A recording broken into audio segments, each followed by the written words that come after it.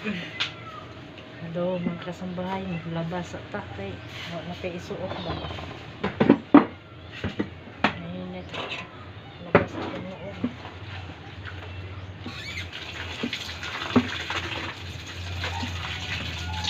Wala na kayo isuot mga kasambahay. Maglabas sa this video. Maglabas mga kasambahay sa tinira.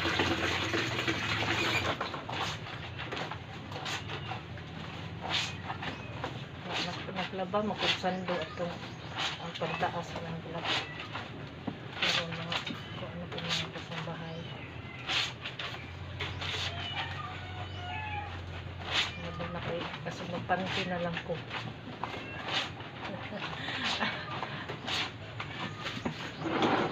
Kasi magpanti na lang kaani kuha natin isuot. Kaya naglaba na ka. Maglabat na sa itong mga pambaba.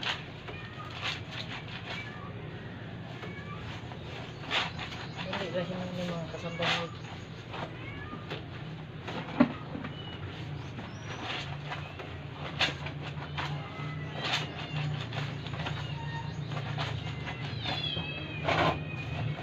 Kumusta ang lahat? Pagkatapos ko magluto, maglaba, tapos maglinis dyan. Maglaba ng mga kasambahay ko sa nira.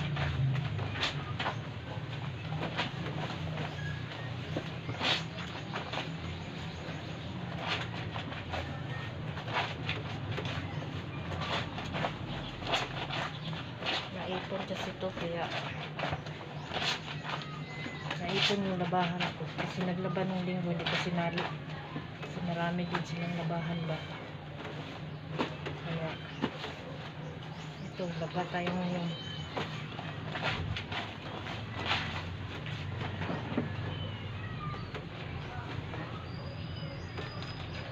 Ano lang ko ba ay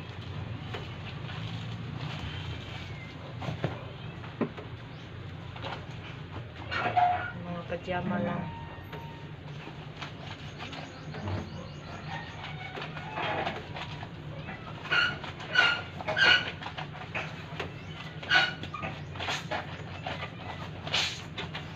Nagadami.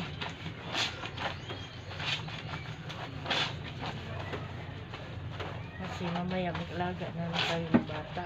Kaya habang tulog ang mga yun, nagalaga muna tayo.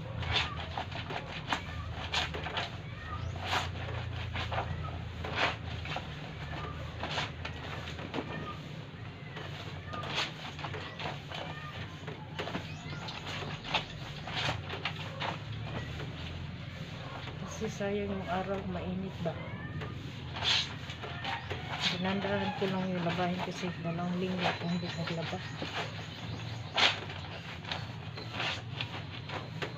Kaya nanti-unti ko mga kasambahan. Uwi pa naman kami.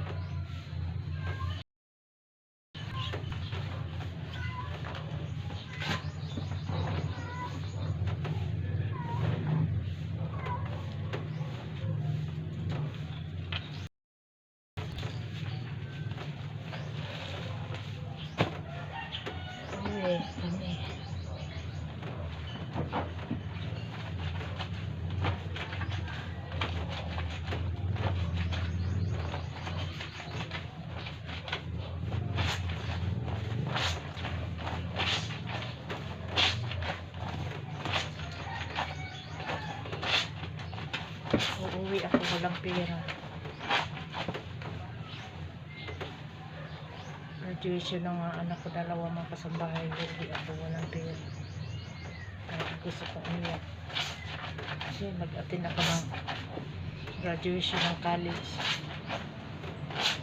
Panganay ko. Wala akong kapira-pira. Uuwi kasi sasama lang ako sa kanila para maka-attend ako ng graduation sa anak ko mga kasambahay. Bahala na. Si Lord nang bahala kung baka may surprise sa si Lord sa akin ibigay para sa anak ko. Importante maka-attend ako ng graduation mga kasambahay. Tsaka hindi ko sinugaban yung para Singapore yung employer ko kasi sabi ko ayaw ko mag-abroad na may graduating ako, kailangan atinan ko muna na graduation bago ako magpa-interview. Dapat nakaalis na ako mga kasambay ni Singapore, kaso lang tinanggihan ko tinanggihan ko yung opportunity na dapat yun na, pero mas priority ko yung anak ko. Mag-attend ako ng graduation ba. Marami naman dito sa Manila ang kasambay trabaho.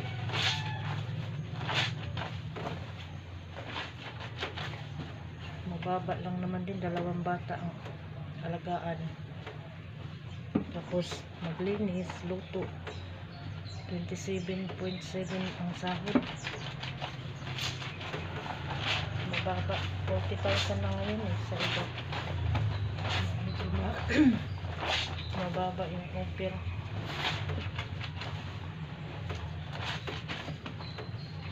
Kaya meron naman marami dito. Tayo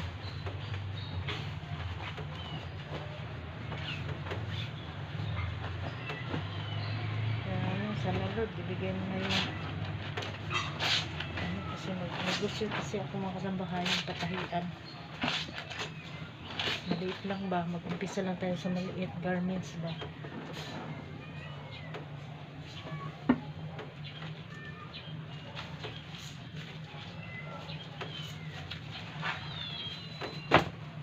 Importante tayo ngayon, may negosyo tayo ba.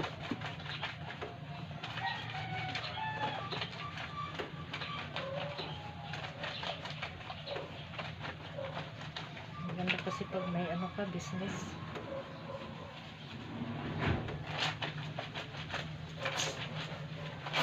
Talaga ang gusto ko. Kainan sana mga kasambahay. Maliit na restaurant ko. Ito lang, iniisip ko ako ang magluto ba. Yung kamay ko kasi hindi na siya pwede sa kung matagalan na luto-luto mga kasambahay kasi nga namamanhin.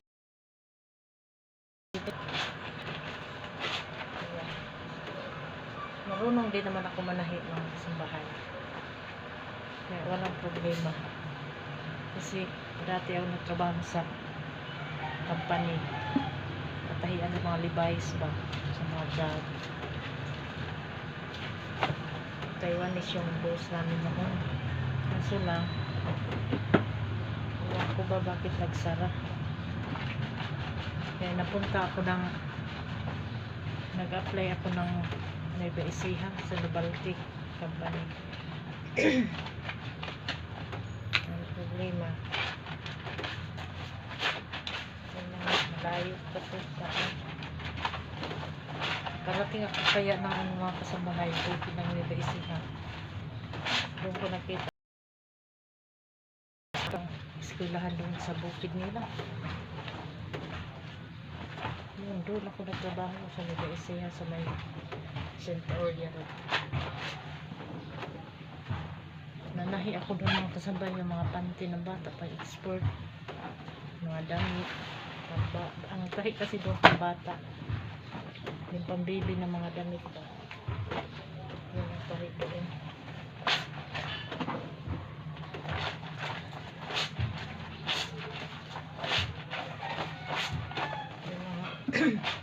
Ako tagalagay ng mga garter sa mga panty. Ayan. Wala ko problema, sana ko iba to. Marunong ko sa lahat. Marunong ako magkabit ng mga sliding mga kasambahay. Taon ng mga screen. Kahit sana ko'y marunong ba. Hindi ko designer din ito mga kasambahay.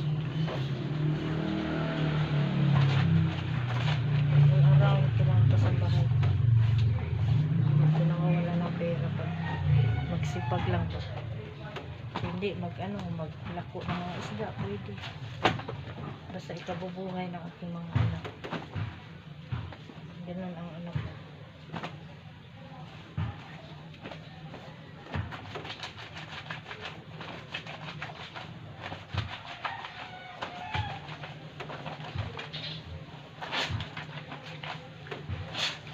Ang hirap po wala kang ubusan ko ng pajama ba. Hindi ko isuot ko.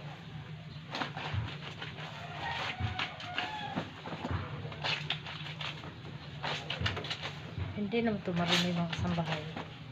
Kasi nandito lang ito sa loob. Nakahirap po na.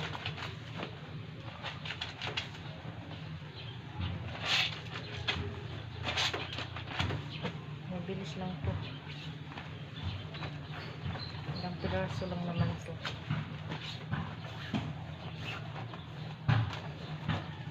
Laba din tayo mamaya na. Pagkatapos nito pagising sila, lagyan ako ng bata. Hanggang gabi na yan.